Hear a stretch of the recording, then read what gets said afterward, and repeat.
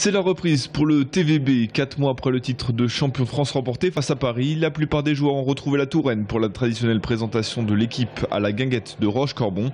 Et si l'année dernière seulement 2 joueurs étaient présents, cette fois les volleyeurs tourangeaux étaient au nombre de 8 pour le plus grand plaisir de leur entraîneur Mauricio Paes, qui plus est après de 2 mois de la reprise du championnat.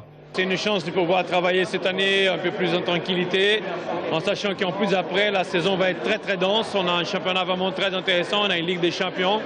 Mais on a un peu de temps pour préparer cette année, à part que 3 joueurs importants de l'équipe ne sont pas là. Et en effet, Nicolas Haug, Kevin Kuckenberg et David Smith sont tous les 3 au championnat du monde. En ce qui concerne Philippe Collins, c'est bien plus compliqué. L'Allemand pourrait être suspendu 1 an pour avoir par 3 fois manqué à ses obligations de joueur de haut niveau, à savoir être localisable en cas de contrôle inopiné.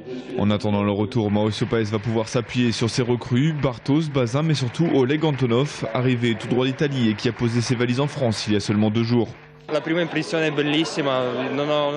impression est vraiment géniale. Je n'ai pas hésité une seconde pour venir jouer à Tours. Je suis très content. Maintenant, j'espère qu'on fera une bonne saison. C'est un garçon qui a un potentiel énorme et qui n'est pas aussi vieux que ça. Et qui va faire beaucoup de bien à l'équipe. C'est un très gros attaquant, un gros serveur. Le TVB a 4 semaines pour se préparer pour le premier tournoi amical à Saint-Nazaire les 26 et 27 septembre. Le premier match officiel sera lui le 14 octobre avec la Supercoupe contre Paris avant la reprise du championnat le 18.